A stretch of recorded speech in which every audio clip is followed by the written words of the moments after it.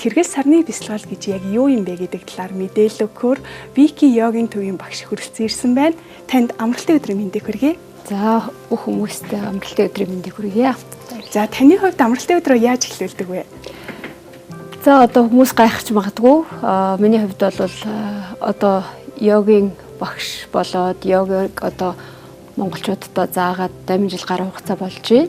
За энтгэгт одоо суралцаж ирсэн. Ер нь бол яг йог бясалгалтай холбогдоод 13 жилийн хугацаа болж байгаа.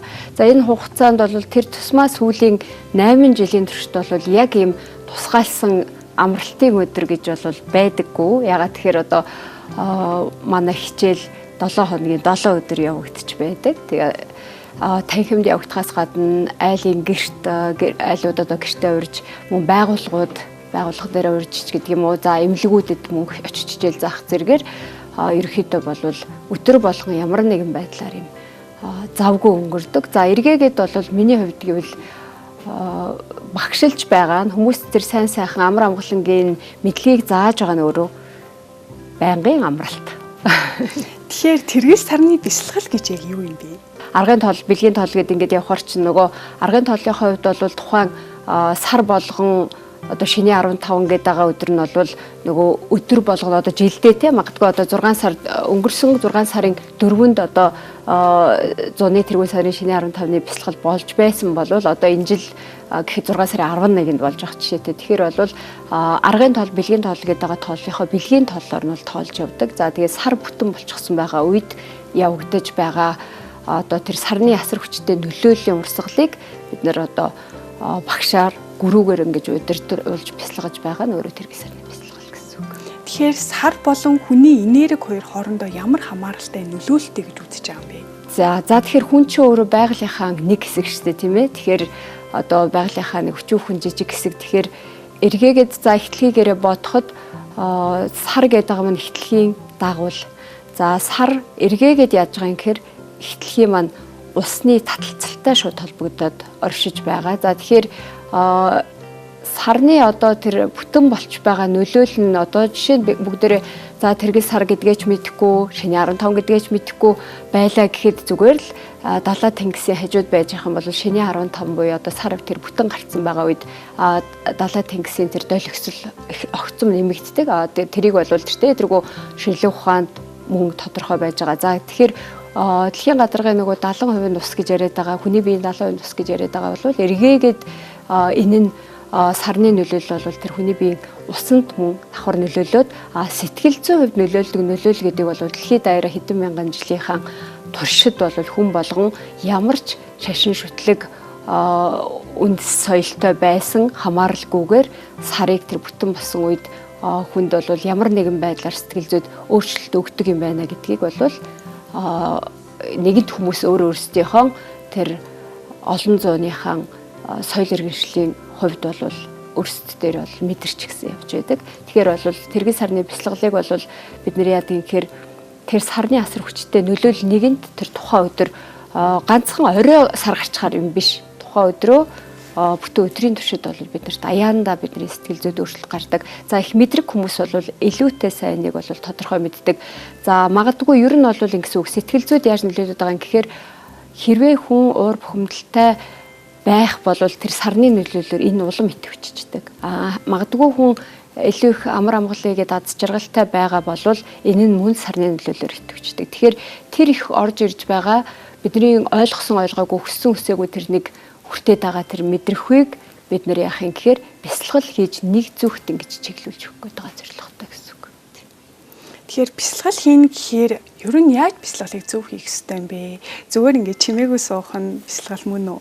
За тэгэхээр ерөнхийдөө бол яг нийгэмд яг бясалгал гээл одоо шинжлэх ухааны түвшинд ч гэлэл хэдийн судалгаа баталгаанууд гарч ирээд бясалгал хийх нь хэрэгтэй юм байна гэдэг байгаа. За тэгэхээр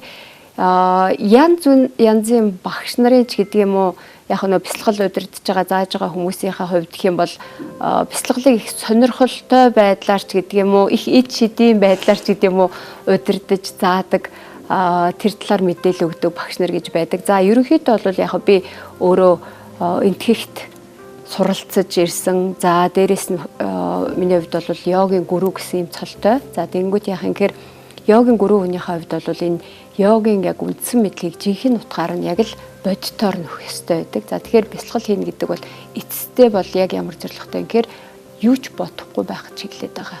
Тийм тэгэхээр бол одоо бид нар чинь гэртээ тэргүй нөгөө чи сая судалгаа хийлээ шүү дээ тий тархинд өдөрт 60,000-аас за ерөөхдөө энэ ч нөгөө дээшлээд ирэхээр 75,000 хүртэлх бодлууд орж ирдэг гэх тий. Тэгэхээр энэ бодлуудыг яах гээд байгаа юм гэхээр тэр бясалгалаар анхаарлаа төвлөрүүлж намжаах гээд байгаа тэр одоо толгойд орж ирсэн олон мянган бодлыг цөөлөх гээд байгаа зорилготой.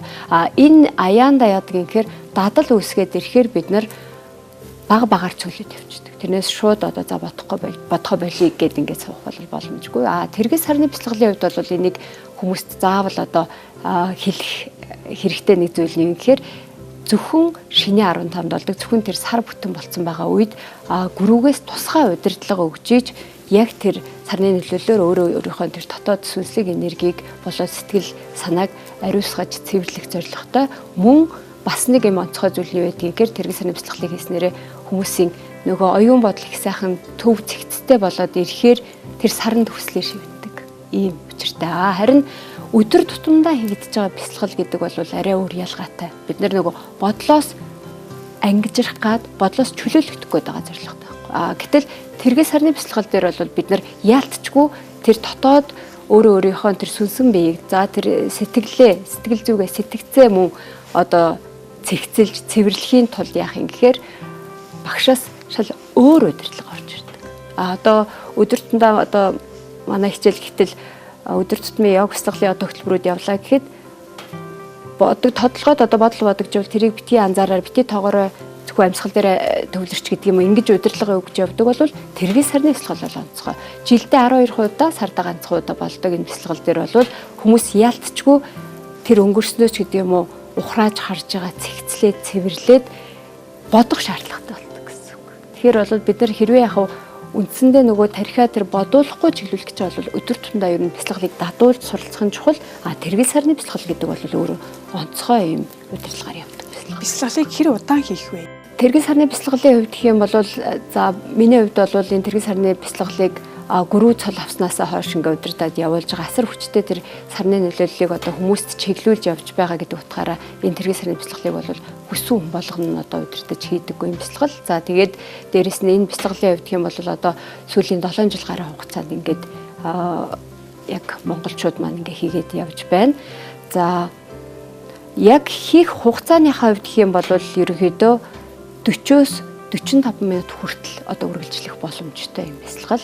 За манай одоо тэргийн сарны бясалгал гэдэг яг ингээд интернетээр хайгаад энэ төр үзэх юм бол Вики йогийн тэргийн сарны бясалгал гэдэг ингээд явхаар одоо тэр тухайн шинэ 15-ныхаа өдөр бол 2-оос 3 анги ингээ явагддаг байхгүй. Тэгэхээр бол нэг удаагийнх нь анги нь бол 1 цаг 30 минутаас 2 цаг хүртэл үргэлжилдэг.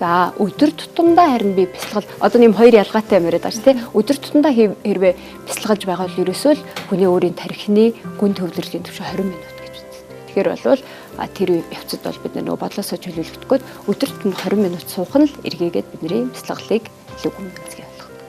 Таны хувьд йогоос бясалгалаас мэдэрсэн хамгийн гайхалтай мэдрэмж гайхалтай таны амьдралд гарсан үр дүн юу байсан бэ? За их гоё сайхан асуулт байна. За ер нь бол миний амьдрал бүхэлдээ өөрөө йог бясалгалаар дамжуулж өөрчлөгдсөн. 13 жилийн өмнө бол анх шал өөр ажил мэргэжилтэй байдаг байлаа. За мэдээж хүн л болсон юм хойно сэтгэл зүйн болоод бие махбодын тодорхой хэмжээний асуудлууд байсан. За тэгээд энэ болгон бол йог бясалгалаар дамжиж ангаагдаж идэгдээд за үүний дараагаар бол би өөрөө за энэ сайхан эрүүлэр хүн өөрөө өөрийгөө ингэж ангааж идгэж болдог юм. Энэ сайхан эрүүл аргыг монгол хүмүүстээ за ер нь монгол гэлтгүү хүмүүст одоо зааж хүмүүсийг өөрөө өөрсдөр нь одоо эрүүлжүүлэх гэдэг ийм зорилго тавьж анх йогийн багш болох гэж одоо зорж за тэгээд энхийг зорж исэн. Өнөөдөр манай нэвтрүүлгийг үзэж байгаа үзэгчдэд та нэг сайхан хамгийн зөв туршаад үзээрэй гэсэн дадал зуршлаасаа нэгийг санал болгооч. За ер нь бол хамгийн энгийн зүйлийг заагаад өгье гэж хэлье гэж бодож байна. За тэгээд тэр ч маа одоо нэг амралтын өдөр чинь хүмүүс гэр бүлэрээ тойрч суугаад хоол ундаа идчихэж байгаа тийм ээ. Тэгэхээр нэг юм хачирхалтай санагдаж болохоор нэг тийм аргыг ер нь хэлж өгье. Яадаг юм гэхээр хүн ер нь бол бясалгал хийхийн тулд эхлээд бүхэл тэр одоо цаг дээр хийгдэж байгаа үйлдэлүүд дээр анхаарлаа төвлөрүүлж сурна гэдэг нь бяцлаглалынх нь эхлээ суурь нь болж өгч байгаа байхгүй. Тэгэхээр бол хамгийн наад зах нь бид нар яадгийн гэхээр хоолоо идэхдээ хизээж анхаарлаа төвлөрүүлдэггүй. Уг нь бол хоол идэх процесс чинь хамгийн чухал процесс. Хүний одоо 2 дахь тарих гэж шилүүхэнд хэлээд байгаа зүйл чинь хүний гэдэс дотор шүү дээ. Тэгэхээр эргээгээд би сэтгэл санаагаа амар амгалан тайван байдлаар тэр хоолндоо анхаарлаа хандуулж идснээрээ эргээгээд би бүр аз жаргалын түвшин маань хүртэл яригдах болчихж байгаа байхгүй юу. Нөгөө одоо шинжлэх ухааны талаас нь гэх юм бол серотонин гормон хүний одоо хотоод нь эхлээд ялгарч байна. Тэр нь тарихтай эргээгээ шууд мэдрэлийнхаа үйл ажиллагаар дамжуулж холбогдож байгаа юм байна. Ингээд нөгөө хүн аз жаргалтай байх уу эсвэл магадгүй гоног гоцролтой байх уу гэдэг чинь хооллох явцтай шууд холбогдож байна. Тэгэхээр хоолоо идэхдээ хинтээ ч юу ч ярилгүйгээр мөн гар утсаа оролдохгүй одоо юу гэдгийг гадаад орчноос л айлах өөрөөрөө салгаад за анхаарлаа яг тэр хоол ундын дээр сайхан төвлөрөл юу идчихэж байгаагаа сайхан амтлаад үнэрлээд нүдэрээ хараад ингэж мэдэрч идчих чадах юм бол анхаарал яг тэр явцад төвлөрж өгдөг. За яг үндсэн манай хичээл дээр одоо би шавнартаа өгдөг бас даалгавар байдаг байхгүй. Хамгийн хэцүү байна гэж хэлдэг. Яа гэхээр хүмүүстэй өөрөө ирэхгүй нь уцаа аваад байна. Өөрөө ирэхгүй хин нэгэнтэй ярьчих гад байна гэдэг. Тэгэхээр бол тэр энэ одоо магадгүй амралтын өдрөө хүртэл гэрийнхэнтэйгээ сайхан хүүхдүүдэд хүртэл хэлж байгаад за яг хоол руу анхаарал бүгдээрээ нэг чимээгүй нэг идээд үзье гэж хүртэл одоо би биендээ нэг санал болгоо. За энийг тэгээ сүулдэ яхах ингээд дадал хөвшил болгож чадах юм бол бүх тэр цаг дээр бид нэр амар амгалан байдлыг мэдрэх боломжтой. Ерөөсөө бяцлал гэдэг байгаа чинь тэр одоо цаг дээр орших гэдэг. Одоо цаг дээр оршихыг чинь одоо зүгээр л хамгийн наад захын одоо жишээ бол тий хоолойч бодлох ба шүү дээ. Усаа хүртэл за цайгаа уухтаа хүртэл нэг сайхан анхаарлаа төвлөрүүлээд нэг яг жигхэн амталж байгаа л амтлаад хоолыг яг ингэж хэлдэг байхгүй. Хоолыг идчихэж байгаа л яг идчихэж байгаа юм шиг л. Тэрнээс хоол эдэнгээ хүнтэй харилцах энэ гэдэг чинь юм тустай ойлголтууд болчихж байна. Тэрнээс үүдэлээр бид нар өнөөдөр нөгөө стресс гэдэг зүйлийг ярьж байгаа. Ерөнхийдөө стресс гэдэг байгаа чинь нэг цаг дээр бүх юм овоорчод байгаа ойлголт шүү дээ. Тэгэхээр стрессийг бууруулах боломжтой гэдэг нь тэртээ асар олон судалгаагаар нь нотлогдоод батлагдчихсан байж байгаа. За бяцлал сураарай гэж хэлж байна. Бяцлаглыг чинь харин суурь найлбай зүйл дээр анхаарлаа төвлөрүүлэх. Тэгэхээр хийж байгаа бүх зүйлсүүд дээр л хэсэг хугацаанд чадгаа яг анхаарч анзаарч төвлөрөхийг л хичээгээрээ. Тэрнийх нь нэг салшгүй чухал хэсэг нь бол юу юм гэхээр хооллох. Тун сонирхолтой мэдээлэл баярлалаа. Танд өнөөдөр манай амралтын хөтөлбөр нэвтрүүлэгт хүрэлцэн ирсэнд баярлалаа. Ажилд нь амжилт хүсье. За маш их баярлалаа. Та бүхний ажилдаа амжилт хүсье. Баярлалаа. Өнөөдөр SBN телевизээс бэлтгэн хүргэсэн амралтын хөтөлбөр нэвтрүүлэгтээ хамт байсан үзэгч та бүхэнд баярлалаа. Амралтын өдрөө ая тухтай сайхан өнгөрүүлээрэй үзэгчдээ.